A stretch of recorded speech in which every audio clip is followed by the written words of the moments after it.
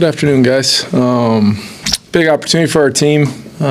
Really good energy in the building today. We'll hit the practice field and be outside all 3 days this week, kind of getting ready for the surface, ready for the weather, the elements, things like that. NFC North going to Lambeau. Always a very, very important game for the Minnesota Vikings, and it is absolutely one this week, and I know our guys are excited to get to work on the field this week, and we'll be ready to roll when we head to Lambeau. Kevin, just one update. Jonathan Grenard will work off to the side today, and we'll update you guys on kind of where he's at moving into tomorrow and Friday, and then Ryan Kelly should be a full participant. Okay, just on Michael Parsons, how have you seen them use him from just different positions and different types of ways that they put him up front? Yeah, he's lining up everywhere. On first and second down, he'll be on both sides. He'll move around sometimes within a drive, so you really can't have like an exact beat on where he's going to be. And really, the important part of that is whatever side he lines up on, Rashawn Gary lines up on the other side. And they've got Van Ness potentially coming back as well, who's a talented young player. So it's obviously a focal point and something we've got to be aware of to have those kind of impact players on the edges. But then on third down, he could be rushing inside. He could be lined up, off the ball. You got to be ready and prepare.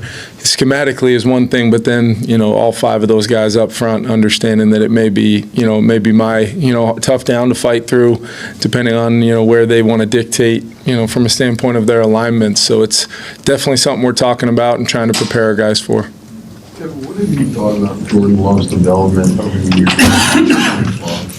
Yeah, I think, the things that jump out are just he's a very, very good thrower of the football, and it's something that he came out of Utah State like that. It was just a question of, how accurate could he be snap in and snap out, and what would the rhythm of a game look like were really what I always thought, when he was coming out. But I really liked him studying his tape and he can make some high level difficulty throws. And then what I think he's really found is a really good fit in Matt's offense. They're explosive. They've got a very deep receiving core. Tight ends, I know they have an injury at the position right now to Tucker, but they've really made a really pretty interesting transition to the marriage of running the pass and some of the things that they've done. Matt's done it at a high level for a long time, but a little bit different than kind of the traditional way of doing it all the time, where they're incorporating maybe some more gun runs, they're incorporating some RPOs, some things that Jordan's obviously very comfortable doing, but when push comes to shove, he's making, if you let him sit back there clean in the pocket all day, he's going to make every throw available. So it's one of those things where you're trying to, much like a lot of the quarterbacks in our division, you're trying to see, how many times you can move him off the spot, eliminate some of the easy departures from the pocket where he can be a real problem with his athleticism and ability to throw on the run.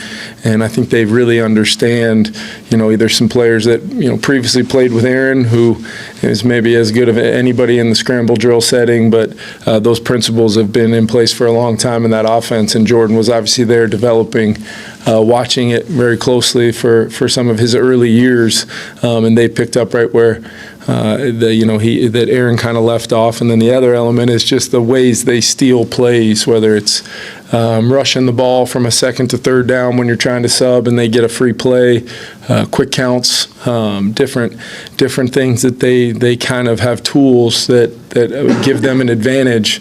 Even if it's just on one snap, it could be an explosive. We've seen that this year throughout the tape of them finding those explosives where there's also a penalty on the field for 12 guys on the field. So we got to be totally locked in from a substitution when we can. Are they going to go to the ball? How great can we be getting aligned quickly, communicating, and then playing out the snap from there. Kevin, with JJ's mechanics specifically, sometimes we've seen kind of the back leg come around and whip up a little bit. Is that something that you've seen quarterbacks be successful with, or is that something you ideally don't want to see? Yeah, I think to a certain extent. I think the violent leg whip, can sometimes be, depending on where guys generate their natural power from. You can see some of that just as the ultimate kind of disassociation between the lower and upper half that creates the torque that some guys put a lot of revolutions on the ball, and that would definitely be the category I would put JJ in. Now, I also believe very strongly that he doesn't necessarily always need that, and those 80-85% throws that have plenty of velocity on them, but also are the location seems to be better. The friendliness of throwing more runners balls for guys for the ability to have some run after catch, and then just to progress in rhythm from a little bit more comfortable base while not taking up too much space in the pocket is also part of it. But I think it's something that some throwers historically you've seen them do it, but to me it's the times where it can be credited due to a lack of foundation and balance more so than the torque that he's generating, and I think there's a middle ground there that we're working towards, and we've seen from a kind of a smooth rhythm standpoint that I think is what we're hunting a little bit more on a snap-to-snap basis. Kevin, when you talk about him in terms of pocket presence, climbing the pocket and keeping space, dealing with messy pockets, how do you work on that in practice when guys in a no-contact jersey? How easy is it to simulate those things and put him in settings where he can get something realistic? Yeah, I mean, all of our team periods, the rush is full go. We're blocking games, we're handling pressures, and guys know they have to stay off the quarterback, but we want it to feel as real as you possibly can. The getting hit in those messy pockets are kind of the byproduct of the games, but the feel of what it feels like, and every game in the NFL just is going to be like the messy pocket, and the guys that have really excelled. I was talking to Tom Brady about this last week when we got a chance to catch up before the game. It's a messy pocket doesn't necessarily mean it's a broken pocket, and your ability to kind of in place, in the comfort or finding that safe space within the pocket to exhaust that 1 to 1.5 more seconds while a pattern or a play expresses itself is kind of what made him the greatest of all time doing it. He wasn't, how many more times are we going to show his 40-yard dash from the combine? What we need to show is the pocket movement within a progression, and he's working 1 to 2 to 3 to 4, and an ability to throw the ball anywhere at any time based upon his lower half kind of being his guiding force. So I think it's much more, JJ's shown the athleticism to impact games out of the pocket with his legs, but it's much more that controlled, harnessed athleticism to be able to keep that athletic base progressing through a down without needing to move too far up into trouble, which can sometimes be the back of a lineman trying to, post single block, a 3 technique, or the way a pressure might, end up articulating. It's one of those things where now it's a linebacker getting picked up by Jordan Mason or Aaron Jones or C.J. Ham, and you're protected, but it could be considered messy, but those are winning downs by his teammates that we've got to equal that with a winning down out of the quarterback. The lack of takeaways. I know you can't just chalk it up to bad luck, but the last 4 or 5 games, there have been balls on the ground. There have been balls tipped up in the air. They just seem to keep going back to the offense. Do you look at it and do you say it's got to come around? Or, I know forcing turnovers is a skill. Are there things you're asking guys to do more of to try to prompt it? I think it's just, I think our tackling has been really good the last few games. I think our knockback and the principles of stopping the run, getting people into longer yardage situations, and then getting the down and distance on your side. And then it's about tying in the disguise with the push of the pocket and trying to disrupt the quarterback and see if you can create some of those opportunities that maybe weren't there at times throughout the year. So we're trying to do a little bit more of that. We're coaching every single day, and our guys are some of the best in the league at punching at the football, hammering, raking. It's just been a matter of when we have gotten it out. There was a couple snaps last week where the ball's loose and funny bounce of the ball. Wes Phillips knows the shape of a football. He always says it to me, but I forget what he says.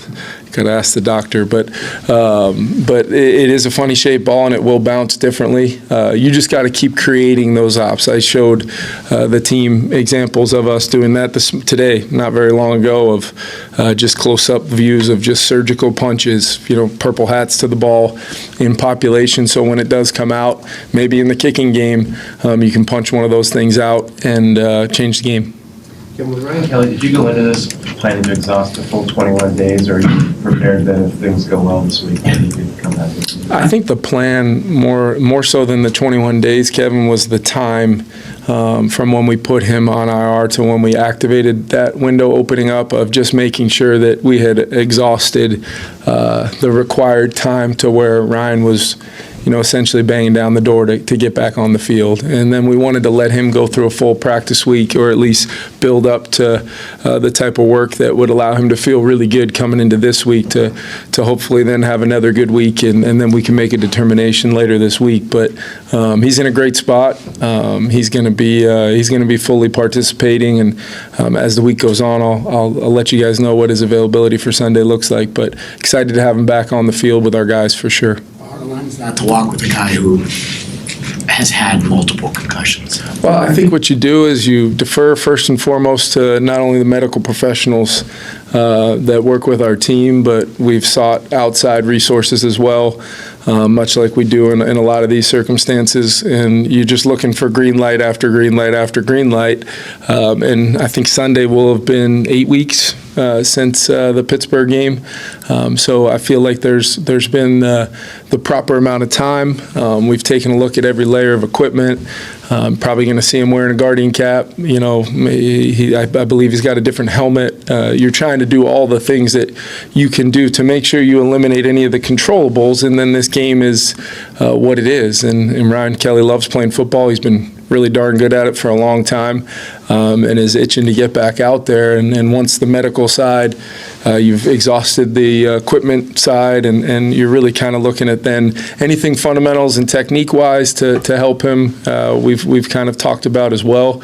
But like I said, he's been playing for a really long time at a really high level. So it's kind of one of those things that it's a process that involves a lot of things, and I just want to make sure from my chair we're exhausting every avenue to make sure that we've controlled what we can from a timing and all the different things I just listed.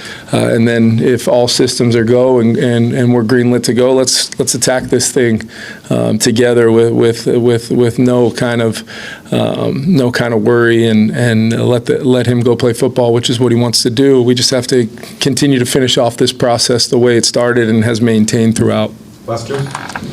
Kevin, with Donovan Jackson, when you guys drafted him, you talked about his personality, his intelligence. How have you seen that sort of manifest itself in his growth here? Yeah, I think, you look at how he dealt with the wrist injury, and then able to come back, beat the timeline on that. Maybe not as full of a participant, as you would want a young player to be, and he's able to go out and get the reps in games and show immediate improvement on things. He's an ascending young player. I thought he had one of his better games last week, and he's played really consistent for us all year long. And the best part about him is if something gets him, or he gets beat on something, or he's got to be a little, altering to his technique in the run game or the pass game, he does it, and doesn't need Monday, Tuesday, Wednesday, Thursday. He'll do it in game. He's a great communicator. He's played next to a few guys now throughout the year on that offensive line, and it has really been both him and Will have been really, kind of guys that if they weren't as consistent as they were, I don't know necessarily if we'd be where we are now, or even, able to get through some of the adversity we have.